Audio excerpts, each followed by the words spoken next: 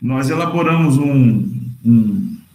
uma pequena apostila de cada trecho que nós iremos estudar sobre a Epístola de Tiago, e hoje nós estamos no versículo 12, né, do capítulo 1, que é um trecho que vai falar sobre provas e tentações. Eu escolhi ler com vocês o trecho da NTLH, porque ela é uma tradução mais atual que não seja paráfrase, né, como uma mensagem, para a gente ter uma compreensão melhor do que o texto está querendo dizer. E capítulo 1, versículo 12 até o 18 de Tiago diz o seguinte: feliz é aquele que nas aflições continua fiel, porque depois de sair aprovado dessas aflições, receberá como prêmio a vida que Deus promete aos que o amam. Quando alguém for tentado, não diga, esta tentação vem de Deus, pois Deus não pode ser tentado pelo mal e ele mesmo não tenta ninguém. Mas as pessoas são tentadas quando são atraídas e enganadas pelos seus próprios maus desejos. Então, esses desejos fazem com que o pecado nasça, e o pecado, quando já está maduro, produz morte. Não se enganem, meus queridos irmãos, tudo de bom que recebemos e tudo que é perfeito vem do céu, vem de Deus, o Criador das luzes do céu. Ele não muda, nem varia de posição, o que causaria a escuridão. Pela sua própria vontade, ele fez com que nós nascêssemos por meio da palavra, da verdade, a fim de ocuparmos o primeiro lugar entre todas as criaturas.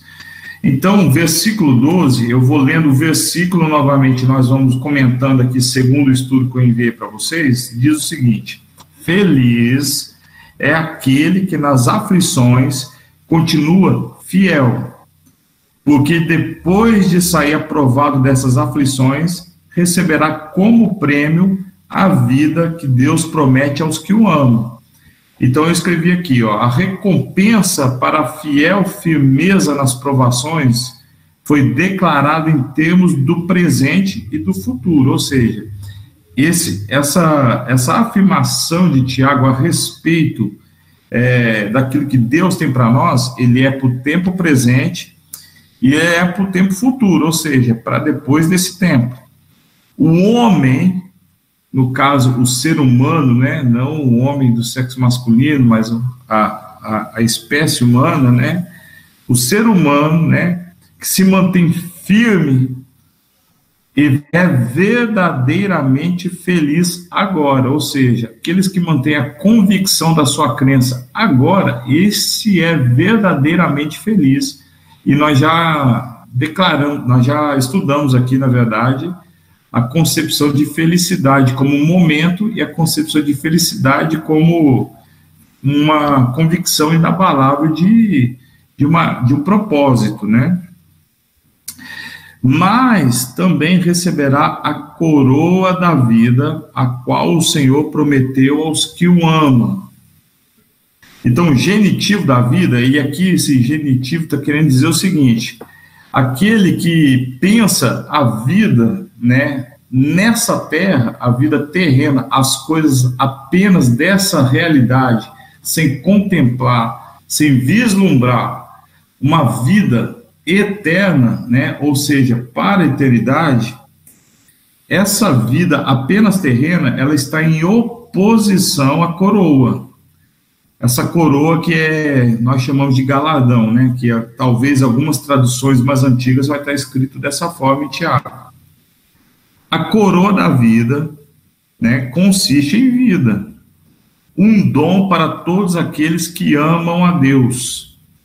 É, entretanto, uma axioma bíblica que Deus tenha abundantes bênçãos reservadas para aqueles que o amam, que guardam seus mandamentos e que os servem fielmente a qualquer custo.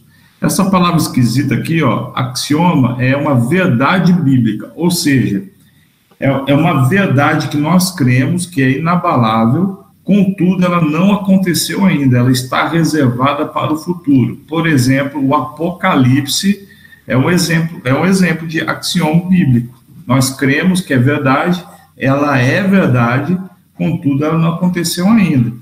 Então, lá em 1 Coríntios, capítulo 2, versículo 9, é um versículo muito famoso, que diz o seguinte: nem olhos viram, nem ouvidos ouviram, nem jamais penetrou em coração humano o que Deus tem preparado para aqueles que o amam. Então, essa é a conclusão desse primeiro versículo. É isso que Deus tem guardado para aqueles que vão suportar e superar as provas dessa vida. Tá certo? É a recompensa fiel de quem for firme nas provações que foram declaradas nesse tempo presente.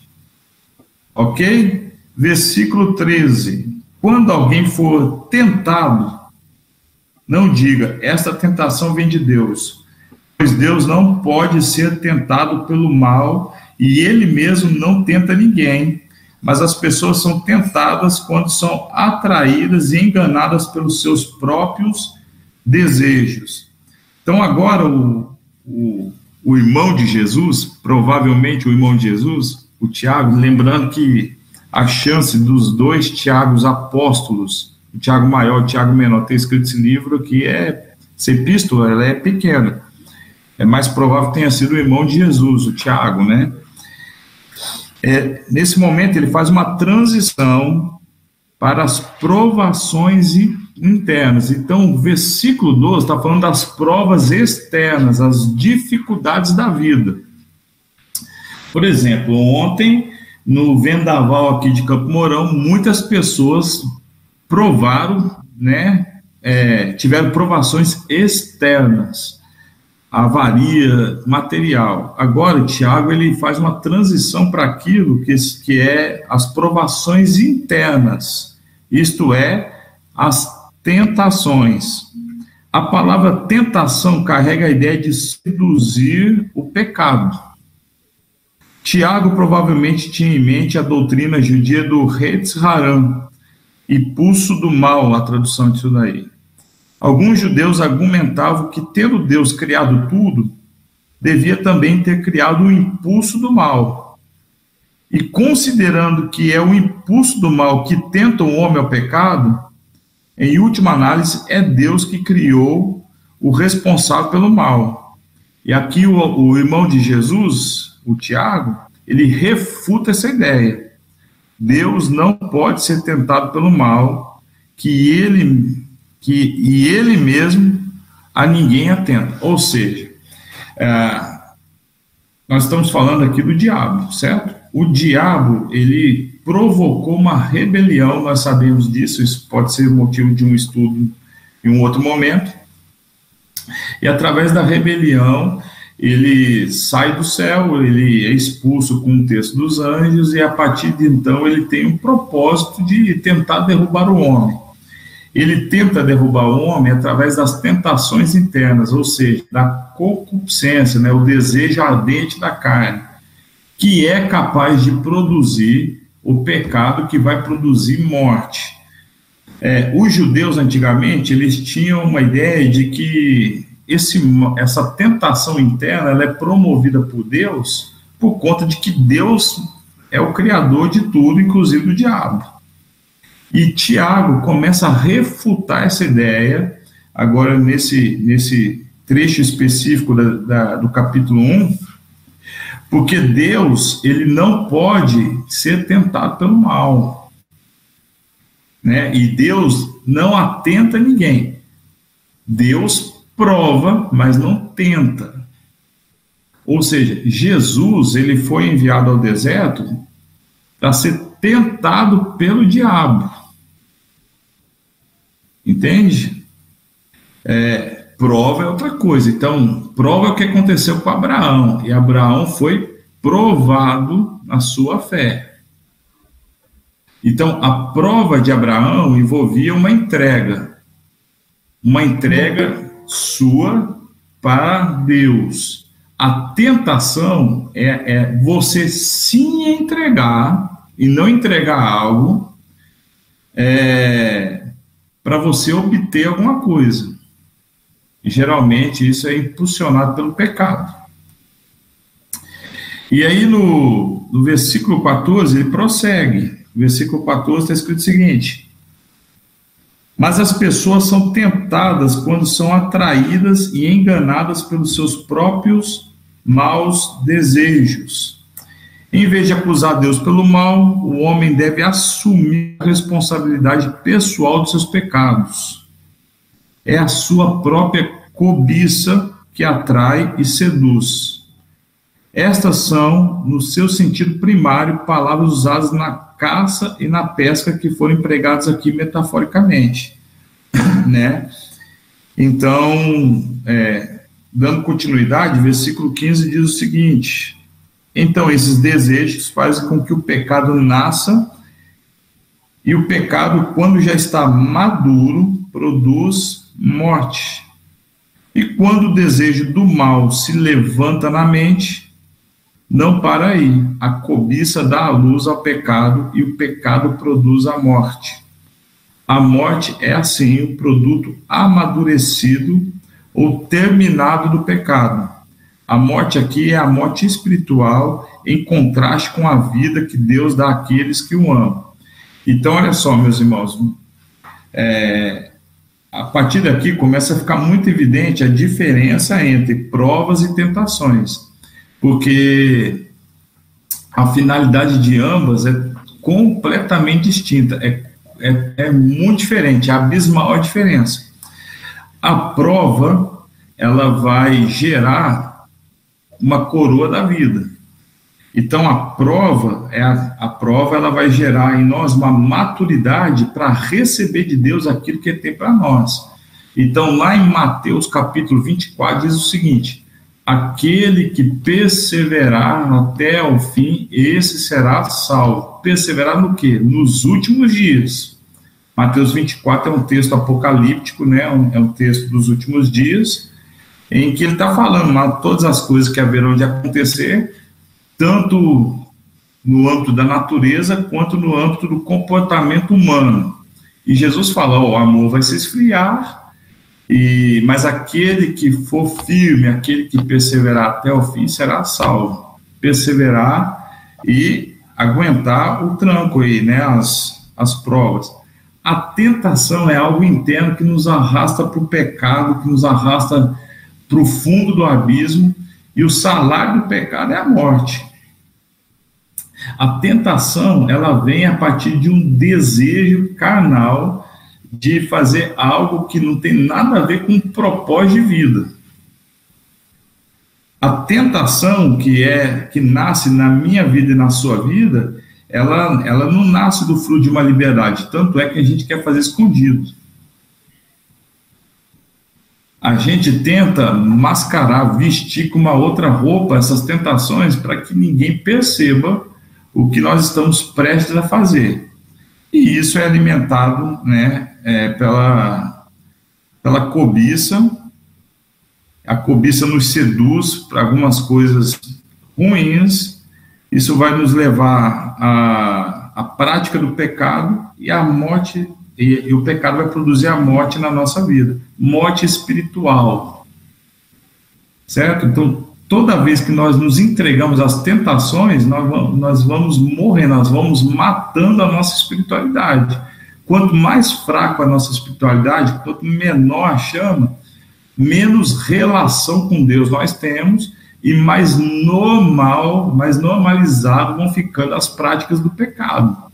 E essa é a grande investida de Satanás na nossa vida. Por isso que Tiago está fazendo um esforço aqui para separar a questão de Deus nas provações com as questões do diabo nas tentações. Versículos 16 e 17 diz o seguinte: não se enganem, meus queridos irmãos, tudo de bom que recebemos e tudo que é perfeito vem do céu, vem de Deus, o Criador das luzes do céu. ele não muda nem varia de posição, o que causaria a escuridão. Então, o ponto que Tiago tenta explicar aqui é que Deus, em vez de ser a fonte da tentação, como alguns estavam defendendo, é a fonte de todo bem na experiência dos homens. Tiago estava especialmente desejoso de que seus leitores o percebessem, e por isso dirigiu-se-lhes com ternura: meus amados irmãos, né, meus queridos irmãos. E ele fala aqui, ó, Pai das luzes, que é uma referência à atividade criadora de Deus, lá no Gênesis, né, especialmente o versículo 2, capítulo 1 de Gênesis. Então, Deus não mudou, irmãos. Deus não muda de ideia. Deus é vida, Deus é amor, Deus não é a fonte de tentação. Ele pode ser a fonte da provação, mas não da tentação. E o versículo 18, ele encerra: pela sua própria vontade, ele fez com que nós nascêssemos por meio da palavra da verdade, a fim de ocuparmos o primeiro lugar entre todas as suas criaturas. E aqui a gente chega no clímax da refutação de Tiago com relação à ideia de que Deus é criador da tentação também. A ideia de que Deus ele já demonstrou que tal acusação é contrária à natureza de Deus, segundo o versículo 13 desse capítulo, né? E a sua consistente bondade, segundo o versículo 17 desse trecho que nós lemos também. Então, irmãos, o texto de hoje é essa diferenciação entre provação e tentação. Cabe a nós fazermos uma análise sincera da nossa vida, uma autoavaliação e separar das nossas ações aquilo que de fato é provação de Deus na nossa vida, que vai nos refinar, né, assim como o fogo refina o ouro, que vai nos purificar usando a mesma análise do ouro, né, daquilo que é as tentações que nascem no nosso coração, movidos pela nossa cobiça. E, bom, cada um aqui tem as suas tentações, né, que se manifeste aí, né, o santo que não tem tentação alguma, né, acho muito difícil. Eu tenho minhas tentações, eu sei que se eu der lugar a elas vão tentar destronar Deus do meu coração. E as provações nos mantêm mais fortes, nos mantêm mais firmes, e na provação, irmãos, a gente se mantém firme em Deus. É interessante isso. Isso é outra coisa espetacular de se perceber. Na provação, a gente busca Deus. Na tentação, a gente tenta excluir Deus. Porque na provação, a gente só consegue vencê-la com Deus. Mas na tentação, a gente só consegue fazer aquilo que a cobiça do nosso coração deseja se nós excluirmos Deus. Então, Deus está na provação, e a tentação é quando a gente tira Deus de algum lugar e coloca a cobiça, o desejo, a concupiscência naquele lugar. Beleza, meus irmãos? Deu para entender?